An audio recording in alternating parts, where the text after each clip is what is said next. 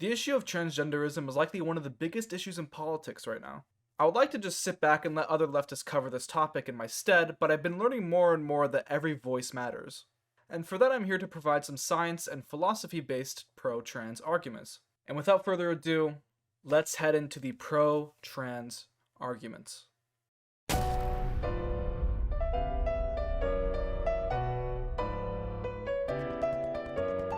The first thing we need to address is the difference between sex and gender. Put simply, sex is a collection of biological characteristics that express themselves in various different ways, whereas gender is your personal identity, and gender expression is a construction of how we think people who pertain to a specific gender or sex should look or behave. In terms of academia, this has been the case since the 1800s, but across cultures, this has been the case since the beginning of history. Transgenders are people who wish to socially or medically transition to change the way society perceives their gender, though the main goal is to make the body reflect what the identity is. Transsexual people are people who wish to medically transition or surgically transition to change how their biology works and behaves and looks and represents itself. Overall, both of these scenarios are just people who want to change their body in a way that aligns with how they want to view themselves as a person or to fit their brain structure. And again, in both cases, they are doing no harm. There is no harm being done or caused. They're not grooming your children, and they're not really causing the downfall of society. They're simply altering their bodies in a way that kind of aligns with the same goals that a weightlifter holds when they change their body by exercising. These people are just that. People. They may seem different, but they're really not. They just use non-traditional methods to attain their image of themselves. They're not mentally disturbed people who, they themselves, were groomed into this state of mind either. A lot of trans people just have a different brain structure that correlates with the body of a different sex category, while some might just prefer to live as the other gender. The brain is the vessel for the soul. They should be allowed to change their bodies in a way that resembles that soul. I think everyone who respects freedom would logically agree that the act of a trans person exercising their liberty to control their life and alter their body shouldn't be impeded. And with the framing out of the way, let's get on to the actual arguments.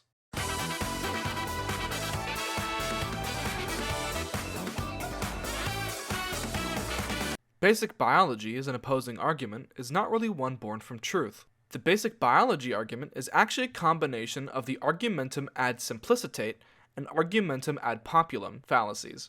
Argumentum ad simplicitate because basic biology, quote unquote, often refers to aspects of biology that were taught to them to be markers of sex when they were very young. But those lessons were in their essence pop sci in nature and not truly reflective of the actual science, while the appeal to simplicity implies that it's simple, therefore it must be true, which it is not.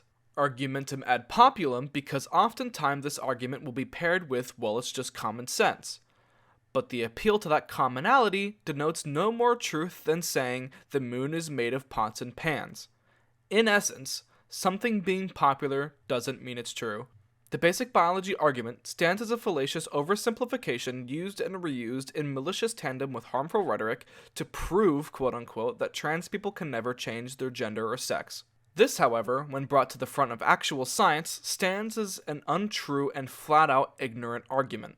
Let's start with chromosomes, which is usually the root of the basic biology argument. Chromosomes are markers that generally denote what sex your body will take shape as, but they don't define your sex. There are many instances of someone's sex being completely antithetical to their chromosomes. And before people in the comments appeal to the low number of these cases in comparison to the greater population, know that even if there was only a single person, it proves that chromosomes aren't what determines someone's recognized sex. They play a large part in the general population, but they aren't what we define sex around. So then what defines sex?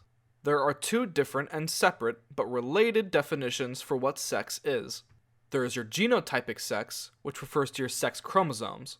But then there is your phenotypic sex, which refers to your expression of primary and secondary sex characteristics. In other words, phenotypic sex is the only type of sex that ever actually matters when determining what someone's sex will be recognized as. When you see a male or female walking down the street, you don't check their chromosomes, you see their secondary sex characteristics. And if you are in an intimate relationship with this person, you can gather from their primary sex characteristics. Keep in mind that the majority of both of these things can be changed. Secondary sex characteristics can be changed with the process of socially and medically transitioning. Primary sex characteristics can be changed through a process of surgically transitioning, though not all characteristics can be changed yet. Note that your sex is a collection of these characteristics.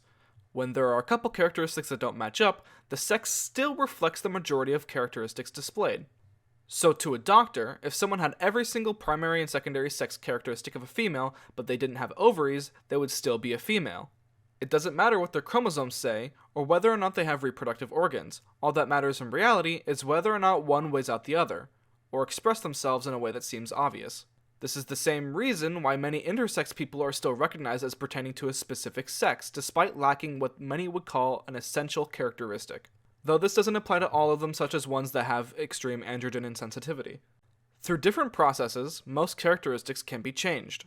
Puberty blockers are the beginning of that process. They have been used throughout recent medical history to treat various things, including precocious puberty, which is not a trans-related issue. Puberty blockers are largely safe and reversible, and boast an extremely effective short-term solution for trans youth. And on top of that, this is only done after long-lasting standardized overview of their mental state and behavior, and only when consistent displays of gender dysphoria are accounted for is when they are allowed this medicine. And keep in mind that the age of informed medical consent is lower than the age of standard consent. A common opposing argument is that these chemicals are used to chemically castrate children. This argument is entirely malicious, and that is the extent of it. They can make someone temporarily infertile, but it is an extreme rarity that someone becomes permanently infertile because of them. And in both cases, precautions like fertility banking can be taken. Even when used to chemically castrate prisoners, the effect is temporary and resigns shortly after they stop taking the chemicals. And not to mention, just because it has other uses doesn't mean it's bad. Furthermore, the fact that they do have multiple uses stands as a testament to their safety.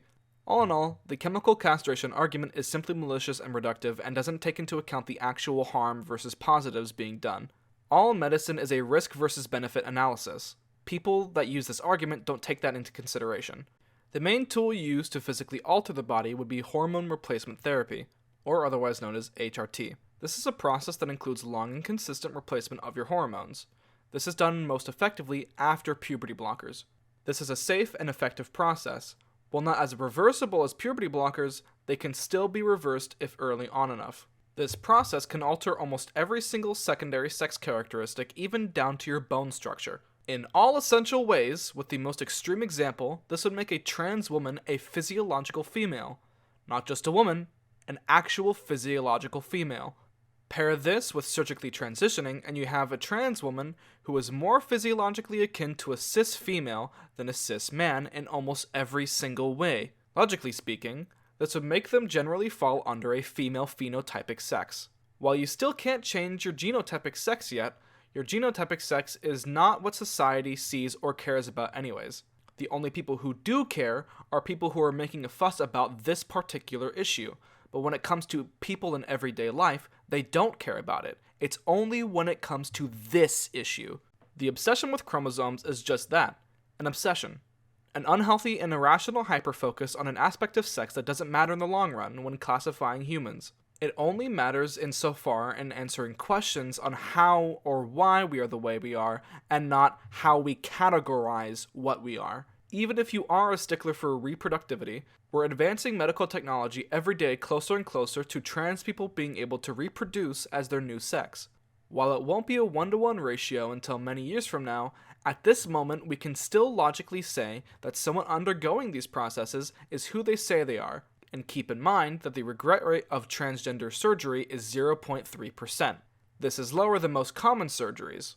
Not only that, but 98% of trans youth continue their therapy into adulthood, and many of the 2% that don't continue are pressured to detransition by their friends or family or both. So if neurochemically they have female brain structure, if they are a woman, as the term woman is a matter of gender identity and expression, and physiologically they resemble that of a female rather than a male, then logically speaking, trans women are women, and the inverse is true, respectively, for trans men. And if the mental and physical risk of undergoing these processes is relatively minor, and we already have precautions that prevent children from being groomed medically, then what is the harm in doing this?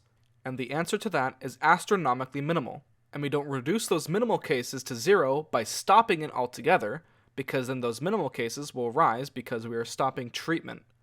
We reduce those minimal cases to zero by continuing research in this topic to make medicine and our standard protocols better.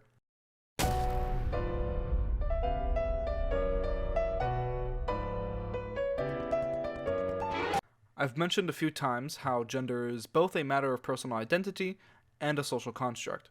This means that if someone says they identify as a woman, they're not just saying that just to say it. They're saying their internal person resembles that of a woman rather than a man.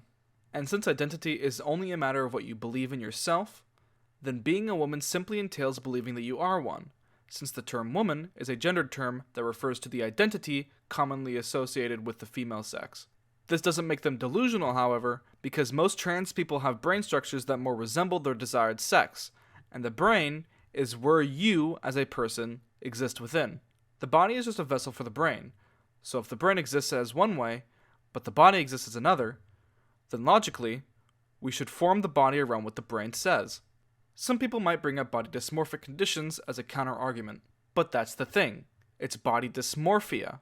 It's seeing a body that isn't truly there, whereas this particular subject, in terms of gender, is seeing a body that is there, and it just doesn't simply correlate with what the brain says.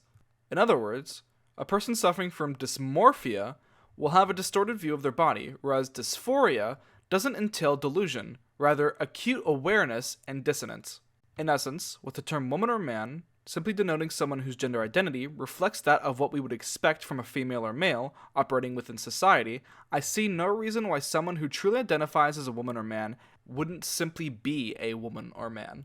They identify as a woman and you have a problem with their facial or body hair? Well, plenty of cis women grow their body and facial hair. Have a problem with their larger body structure? Butch cis women have a masculine extreme body structure in some cases. Have a problem with the fact that they can't have a baby?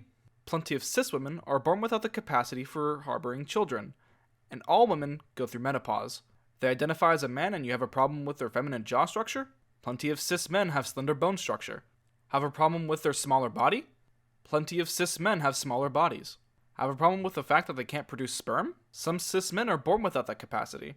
All in all, no matter what reason someone may have for trans people not being who they say they are, their reason will ultimately become invalidated at some point.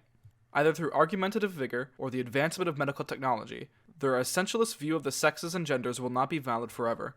Society advances, and the more conservative outlook on things will not be correct. And not just politically correct, I mean like their ideas will eventually become epistemically incorrect. Most already are.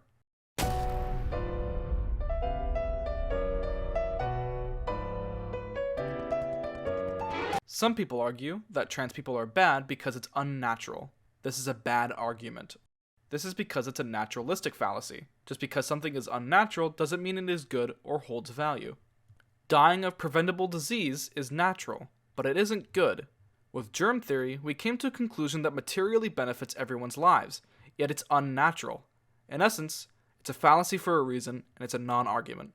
Other people will argue that trans people are invalid because they're not normal. Again, this is a fallacy. This harkens back to the ad populum fallacy. You're appealing to what is popular in the status quo as a gauge of whether or not something is valid or invalid. But just because something is popular doesn't mean it's good. Slavery, for example, was popular in the 1840s, but we know that slavery is bad. If you disagree with that notion, though, I implore you to kill yourself. Some people claim transgenders are bad because they're grooming kids. This is simply untrue. Transgender people, as a community, only have a vested interest in the survival of trans people, which does include kids. But you don't ensure the survival of existing trans kids by making more of them. You ensure their survival by making sure existing trans kids can grow up in an environment where they won't be bullied. Trans people aren't committing disproportionate rates of telling kids to be something they aren't. That, in large part, can actually be attributed to churches and things like conversion therapy. Trans people wanting their existence to be taught in schools is not grooming. It's how we ensure already existing trans kids don't face discrimination. You'd want kids to know about straight people, but some kids aren't straight. So in the bad logic, this would be grooming. Yet it's not. This is because teaching them of the existence of different types of people is not grooming. For it to be grooming, you would have to prove that every single instance of this is actually teachers telling kids specifically to be queer. But this is just not happening. And echoing my last video, sex ed is not teaching kids about sex. The people who think it is probably didn't go to school. Sex ed is teaching kids about different orientations and how their body and mind will grow and change over time as they get older. This logically includes queer people. Not to mention, proper sex ed actually reduces the rates of sexual abuse, whereas barring it increases it. If it was grooming, you wouldn't be seeing entire articles dedicated to one weird queer teacher and nothing else. It would be studies and meta-analyses, which it isn't. Some people claim that trans kids don't exist. To this I say, read a book! They do exist, and have existed for pretty much all time. Some people follow the trans-trenders arguments. They say that kids are trying to become trans simply because it's trendy. The thing is with that, is that I stated earlier, actual medical transitioning requires display of long-lasting and overwhelmingly consistent expression of gender dysphoria, not just saying you want to be the opposite gender. Other than that, though, yes, some kids do say they're trans just because. But kids also say they're wolves or dogs or cats growing up just because. They're just appropriating identities. No medical association takes these types of kids seriously, so pragmatically there's no harm being done. And if there's no harm being done, then who the fuck cares? It's not your business and it isn't mine. And to the point that transgenderism is destroying society? No. It wouldn't even be a popular or known issue if the people who claim this argument didn't talk about it 24/7, and attempt and sometimes succeed to pass legislation reflecting the sentiment.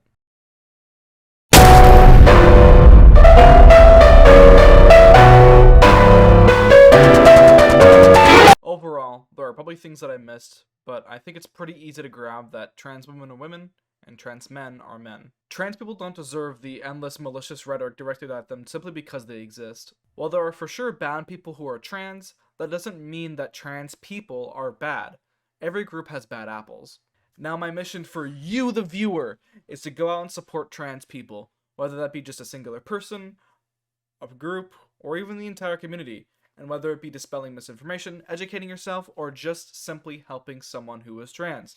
It doesn't matter, just be an ally in the ways that matter.